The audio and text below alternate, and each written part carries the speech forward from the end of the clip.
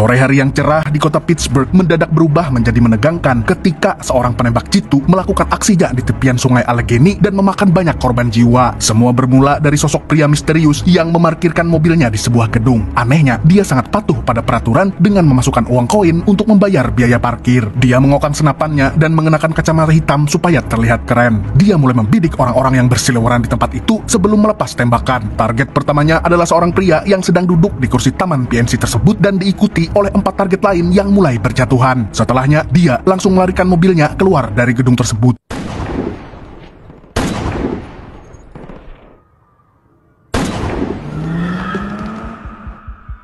Kepolisian Pittsburgh datang menolong seluruh korban. Tim khusus yang dipimpin oleh Detektif Emerson datang ke gedung parkir dan menemukan selongsong peluru serta uang koin yang digunakan untuk menemukan sidik jari sang penembak. Ditemukan kecocokan dengan identitas atas nama James Barr yang rumahnya langsung digerebek oleh kepolisian. Dia ditemukan dalam kondisi pingsan di mana mobil dan senapan yang digunakan dalam aksi penembakan ada di sana beserta alat pencetak peluru di garasinya.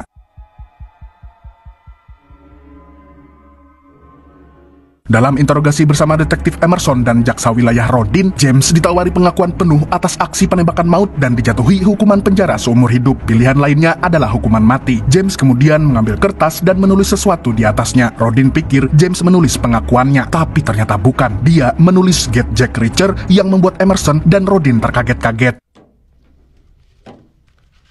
Who the hell is Jack Reacher?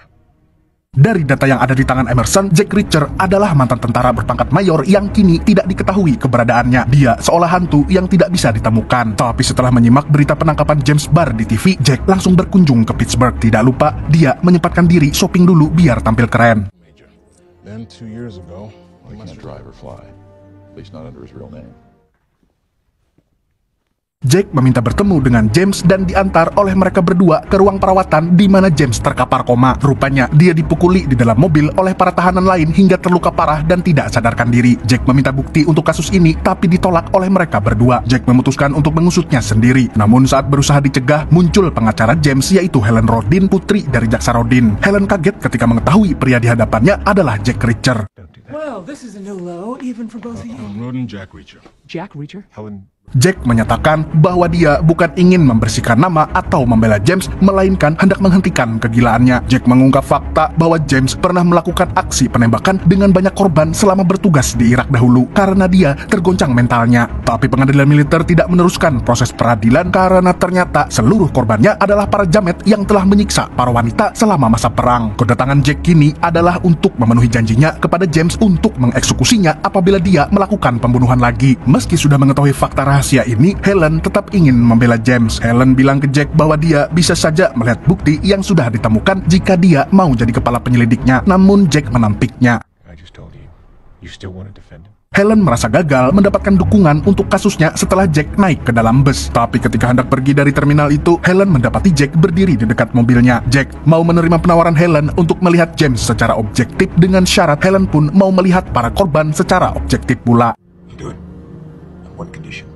Helen kemudian mendatangi rumah keluarga korban satu persatu untuk mengenal lebih dekat para korban tersebut. Sementara Jack mulai melakukan penyelidikan di TKP dengan berbagai bukti yang ada. Di rumah keluarga salah satu korban, Helen merasa terintimidasi oleh sebuah pistol yang terletak di meja. Dia segera berlari keluar dan mendapati adanya ayahnya di situ.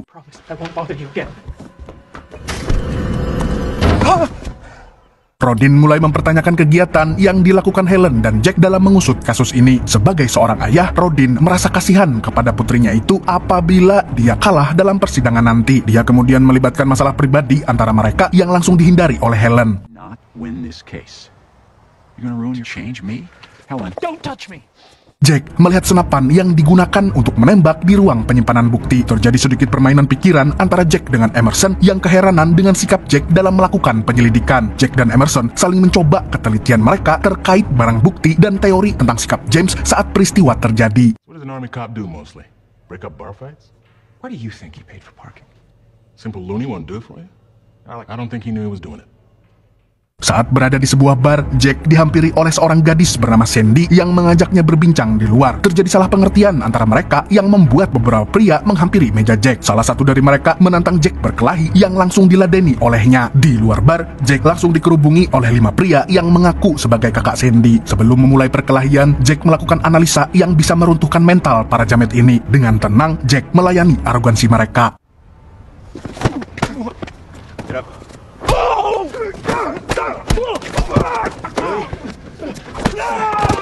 Polisi pun datang menghampiri mereka dan langsung menangkap Jack. Dan saat diborgol, Jack sempat bertanya kepada salah satu jamet itu tentang siapa yang menyuruh mereka.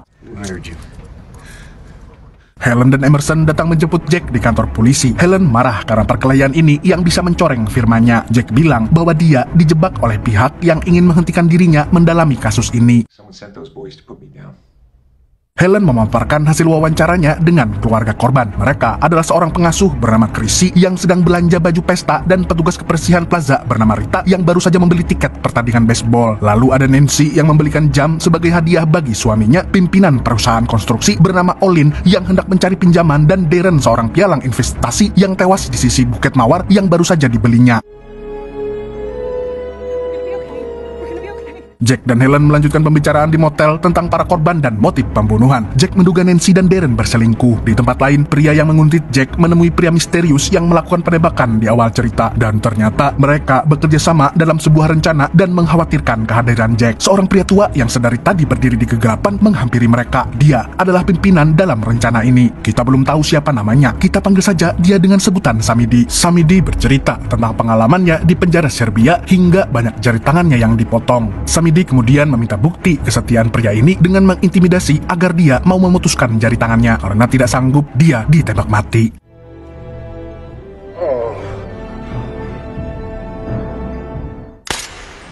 Pagi harinya, Helen memberikan beberapa berkas tentang James kepada Jack di dalam mobil. Jack meminta Helen mencarikan arena menembak yang mungkin didatangi oleh James berdasarkan data pembelian bensin. Jack turun di toko suku cadang untuk menemui Sandy. Terkejut dengan kedatangan Jack, Sandy memberitahu semua yang terjadi di bar malam itu adalah karena ajakan Jeb. Sandy memberikan alamat Jeb kepada Jack yang kemudian memberikan sedikit nasihat dan memintanya untuk pergi keluar kota.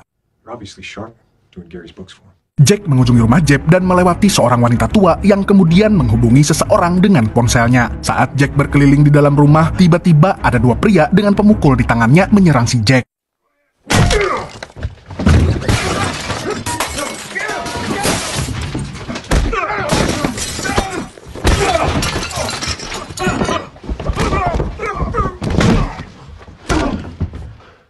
Tapi ini belum berakhir. Seorang pria lagi menodongkan pistolnya kepada Jack. Dengan tenang, Jack melawannya dan menanyakan keberadaan Jeb. Namun temannya pun tidak tahu dan merasa ada hal yang janggal dengan hilangnya Jeb. Jack kemudian meminjam mobil pria itu dan pergi. Jack menduga Jeb sudah mati, dan Jack juga bilang kepada Helen bahwa dia mulai meragukan James yang melakukan penembakan. Kemungkinan dia dijadikan kambing hitam oleh pihak lain. Jack menganggap TKP dipenuhi banyak bukti kuat yang terlalu mudah bagi polisi untuk menemukan pelakunya. Helen sempat tidak percaya, tapi Jack memberikan bukti bahwa ada yang menguntitnya seharian dan meminta Helen mencari nama pemilik mobil yang menunggu di luar kantor. Ternyata pemilik mobil itu atas nama perusahaan Labendewer yang menjadi lawan salah satu korban, yaitu Olin, di pengadilan. Helen dan Jack menyimpulkan bahwa target utamanya adalah Olin dan 4 korban lainnya dipilih secara acak sebagai pengalih perhatian. Helen membuka kertas yang tadi diberikan oleh Jack sebagai kesimpulan penyelidikannya, dan isinya ternyata sesuai dengan dugaan mereka kini.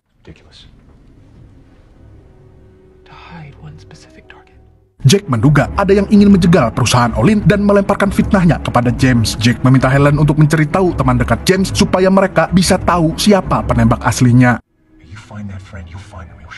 Helen berhasil menemukan arena menembak yang sesuai dengan kriteria yang diberikan Jack dan dia memberikan alamatnya kepada Jack. Sementara itu, Sandy ditemukan tewas setelah dibunuh oleh Charlie, pria misterius anak buah Samidi yang melakukan penembakan. Kemudian, detektif Emerson menyelidiki kasus ini. Dalam perjalanan, Jack melihat mobil yang menguntitnya dan berhenti di sebuah motel. Jack menyaksikan jasad Sandy dibawa ke ambulans. Emerson yang melihatnya seketika mengeluarkan pistol, tapi Jack segera mengebutkan mobilnya pergi dari tempat itu. Menuduh Jack sebagai tersangka pembunuh, Emerson dan beberapa polisi mengejarnya.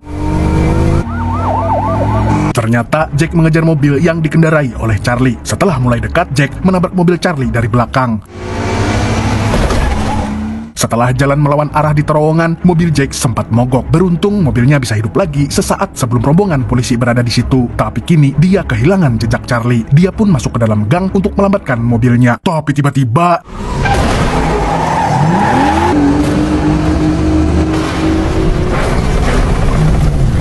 sempat terhadang oleh beberapa mobil polisi pimpinan Emerson, Jack mencoba terus mengejar Charlie sambil melepaskan diri dari buruan polisi.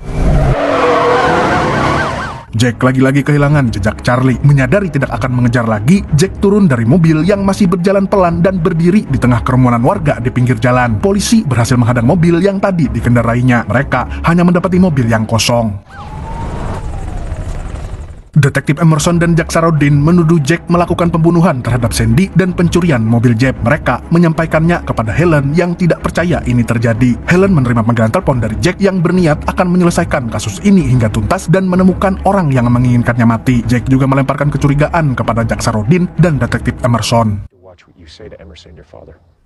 Jack sampai di Ohio untuk menemukan lokasi arena menembak. Dia bertemu dengan pemiliknya, Sersan Martin, seorang mantan marinir. Jack yang memperkenalkan dirinya sebagai Aaron Ward bertanya tentang James, tapi Martin tidak akan bicara sebelum Jack membuktikan kehandalannya dalam menembak.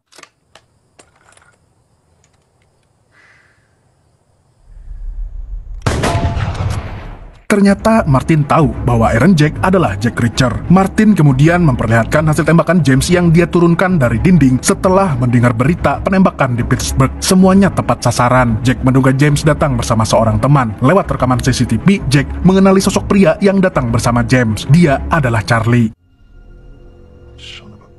Jack langsung menelpon Helen tentang penemuan bukti baru ini. Helen menceritakan tentang temuannya kepada Jaksa Rodin, terutama tentang perusahaan Lebendewer. Tapi Jaksa Rodin seolah menolak semua bukti ini secara halus. Padahal nyawa putrinya kini berada dalam bahaya. Helen keluar dari kantor jaksa dan menuju lift. Dia bertemu dengan Detektif Emerson di dalam lift yang seketika menyerangnya dengan taser. Hard to tell them apart.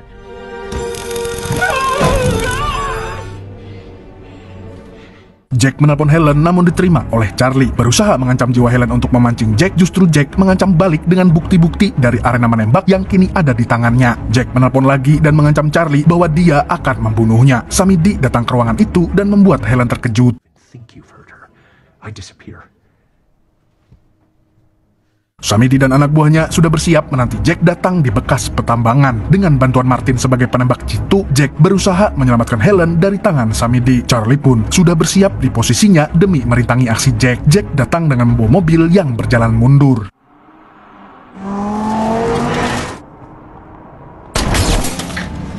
Anytime now, Gunny.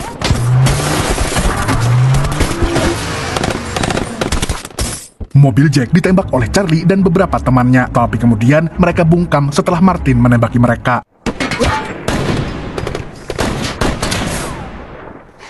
Tembakan dari Martin berhasil memecah konsentrasi para jamet ini. Sementara Jack berlari dari satu batu besar ke batu besar lainnya sebagai tempat berlindung. Charlie dan teman-temannya harus mengarahkan tembakan ke arah Martin dan membuat Jack berhasil melumpuhkan mereka satu persatu.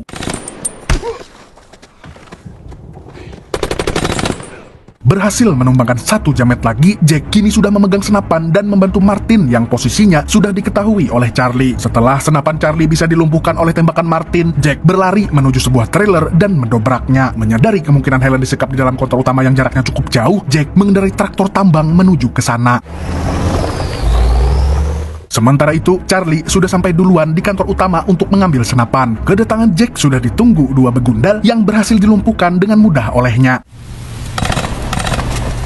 Charlie keluar memburu Jack dan mendapati dua anak buahnya sudah terkapar tewas. Jack berhasil menjuruskan Charlie dan melucuti senjatanya, dan Jack pun membuang senapannya. Sepertinya mereka sudah siap bertarung dengan tangan kosong.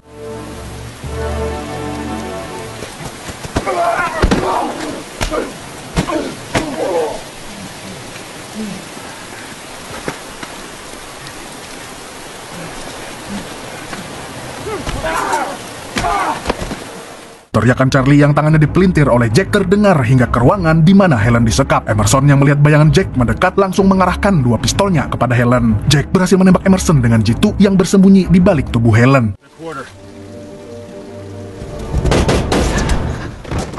Jack masuk ke ruangan di mana Samidi masih duduk di kursinya. Setelah menenangkan Helen, Jack mendekati Samidi dan menodongkan pistolnya, memaksa Samidi menyebutkan nama lengkapnya. Ternyata nama aslinya memiliki arti manusia tahanan. Samidi the prisoner. Jack meminta Helen menghubungi polisi. Di posisi yang sudah kalah, Samidi justru berusaha mempermainkan pemikiran Jack hingga membuat emosinya meledak dan menembak Samidi. Which one of us goes to prison?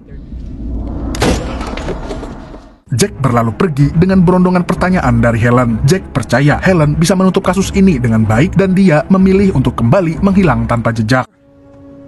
You'll be alright, counselor. Itulah salam perpisahan Jack yang meninggalkan lokasi itu bersama Martin. Beberapa waktu kemudian, James sadar dari koma dan Helen memperkenalkan diri sebagai pengacaranya. Tapi ternyata James tidak ingat pernah melakukan aksi penembakan. Meski begitu, dia merasa sangat bersalah karena dahulu di Irak dia pernah melakukan aksi penembakan dan tidak diadili, seperti yang Jack ceritakan kepada Helen. Pengacara muda ini kemudian menyodorkan beberapa foto TKP dan bertanya kepada James bagaimana dia akan melakukan aksinya di lokasi itu. Jawabannya ternyata sama dengan analisa Jack sebelumnya, yaitu dia akan mengambil posisi di jembatan, berhenti di pinggir jalan, dan menembak dari dalam mobil dengan sinar matahari di belakangnya. Helen tersenyum tipis penuh rasa kemenangan di depan jaksa Rodin yang mendengar pernyataan itu dari tempatnya berdiri. Helen menenangkan James yang merasa dia tidak akan selamat dari Jack Reacher. Namun orang yang dibicarakan sudah pergi menjauh setelah menyelesaikan tugasnya. If I ever got in trouble again,